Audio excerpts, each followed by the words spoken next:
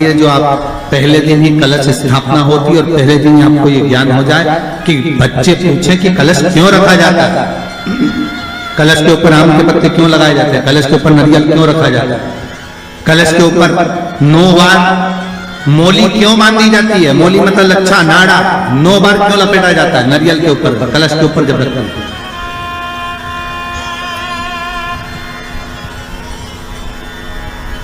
कलश के ऊपर जब जब श्रीफल रखाता है, नारियल रखाता है, तो उस पर 5 बार 7 बार मोली नहीं लपेटी जाएगी, तो 9 बार लपेटी जाएगी। 5 या 7 बार लपेटते हैं तो कहते हैं कि लक्ष्मी की छिन्नता होती है, और वो 9 बार लपेटी जाती है तो भरपूर लक्ष्मी का भंडार भरती है। क्यों क्यों कहते हैं उसे? भगवान कुंभ का निर्माण कर रहे हैं, भगवान कलश का निर्माण कर रहे हैं, और भगवान स्वयं ब्रह्मदेव कर रहे हैं कि आप ऐसा निर्माण कर दो जिसमें 33 कोटि देवता स्वतः विराजमान हो जाए। तो भगवान ने उस कलश का निर्माण कर दिया। अब कलश का निर्माण करा तो स्वयं भगवान ब्रह्मदेव बोले, प्रभु इस कलश के अंदर मेरा स्थान कहां है, मेरा स्थान कहां है?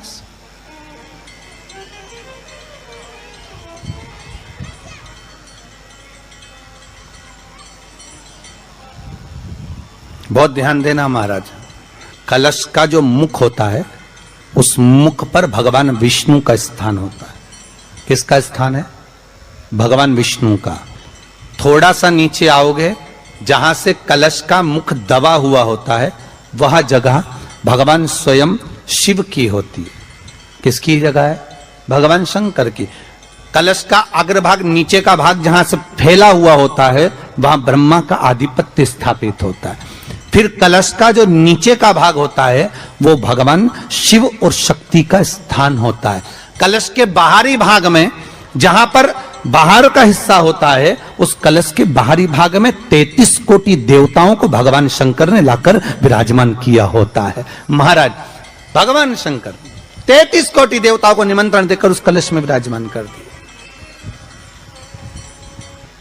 कितना सुंदर लिखा है देवी भागवत के अंदर कि जहां कलश की स्थापना होती है उस जगह पर किसी देवताओं को बुलाने की जरूरत नहीं होती। 33 कोटि देवता उस जगह पर स्वतः विराजमान हो जाते हैं। स्वयं 33 कोटि देवता स्वयं वहां विराजमान। नवरात्रि एकम से प्रारंभ नहीं होते, अमावस्या की रात्रि से प्रारंभ हो जाते, इसलिए उसको कहते हैं नवरात्रि।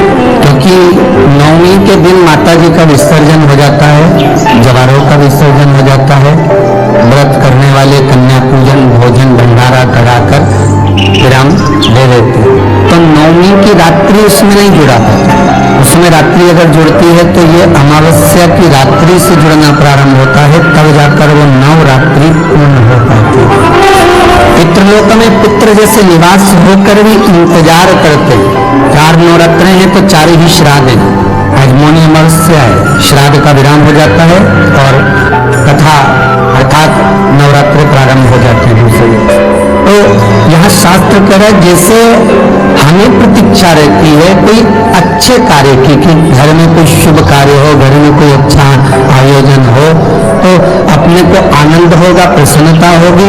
उसी तरह हमारे जो पूर्वज चले गए, जो पूर्वज चाहे वो अधोगति में गए हों, चाहे वो देवगति में गए हों, चाहे वो पितृलोक में निवास कर रहे हों, तो जितने भी पितृलोक में निवास करने वाले पूर्वज होते हैं वो भी ये विचार करते हैं कि हमारे घर के वंश द्वारा, हमारे वंशजों द्वारा कोई ऐसा सत्कर्म हो जिससे हमारे जीवन की वितृप्ति हो और हमें आनंद की अनुभूति हो। और ध्यान दीजिएगा महाराज, आपको चैत्री नवरात्रि का स्मरण होगा, आपको शरदीय नवरात्रि का स्मरण होगा, पर जो आषाढ़ में और माघ में जो नवरात्रि पढ़ते हैं इसका एक आनंद ही दूसरा रहता है। बस इतना जरूर होता है कि दुनिया के लोग वो जो नवरात्रि होते हैं उसमें कलश की स्थापना भी करते हैं, देवी का पूजन भी करते हैं, अर्चना भी करते हैं, मंदिरों में भीड़ भी रहती है और खूब प्रेम से माता का जगराता वगैरह सब होता है। और ये जो नवरात्रि है, 2 गुप्त नवरात्रि, इनका का लोगों को स्मरण नहीं था। वो तो धीरे धीरे ये टीवी चैनल के माध्यम से कथाकारों ने, वक्ताओं ने स्मरण कराना जब चालू करा, धीरे धीरे बताना, मार्गदर्शन करना जब चालू करा, तब लोगों को ज्ञात होता गया कि कोई गुप्त नवरात्रा भी होता है, उसमें भी देवी की आराधना होती है। ये चारों नवरात्रे अलग अलग अवस्था के हैं, अलग अलग सुख के हैं और अलग अलग आनंद के। आपके घर में कितने दोष है, आपको ऐसा महसूस होता है तो किसी भी नवरात्रि के पहले जो अमावस्या पड़ती है, जिस दिन अमावस्या रहे उस दिन चावल की कटोरी में एक कपूर का टुकड़ा रख दो, छोटा सा, और कपूर का टुकड़ा रखकर उस कपूर को दरवाजे के बाहर कटोरी में ही, चावल रखी हुई कटोरी में ही उसको पितरों का स्मरण करके जला दीजिए। और जलाने के बाद उस चावल को कहीं भी किसी भी वृक्ष की छांव में छीन कर डाल दीजिए। शिव महापुराण की कथा कहती है, अगर मान लो पितृ आपको कष्ट दे रहे हैं, पितृ आपको तकलीफ दे रहे हैं, कोई काम नहीं होने दे रहा है, या कहीं आपको ऐसा लगता है कि पितरों का दोष है, तो वो पितृ दोष देवी ये जो आप करेंगे ये कब करना है? अमावस्या के दिन आप उसको रखना है। अमावस्या के दिन उसको रखकर रात भर आपने रखा कपूर के साथ में, सुबह एकम पड़ गई, नवरात्रि लग गई, उसी दिन उसको जलाकर आपने पटक दिया। अर्थात उससे देवी और पितृ इन दोनों का आशीर्वाद जो प्राप्त होता है, तो घर में से पितृदोष समाप्त होकर लक्ष्मी की वृद्धि प्रारंभ हो जाती है। नवरात्रि में भी देवी की आराधना का एक स्मरण का सुख है महाराज। जोत का विधान है, नवरात्रि में देवी की जोत लगती है, अखंड ज्योति लगती है, जवारे बुआए जाते हैं, कलश लगता है। जोत का भी विधान है, जिसके यहाँ दिया अखंड जलाया जाता है, अगर वो दिए की लो, दिए की बाती अगर दक्षिण दिशा की होती है तो उसके घर में साल भर में एक घात जरूर होती है। जो दिया अखंड जलता है उसकी बाती का मुख दक्षिण का नहीं होना चाहिए। अगर आपने देवी भागवत का स्मरण कराओ, देवी भागवत को अगर सुना हो, तो देवी भागवत में स्पष्ट किया गया कि पूर्व की ओर मुख करा हुआ दिया, अर्थात पूर्व की ओर जोत जो जलाई जाती है वो संपदा की वृद्धि करती है। पश्चिम की ओर मुख कर कर जो जोत लगाई जाती है महाराज, वो वैभव को देती है।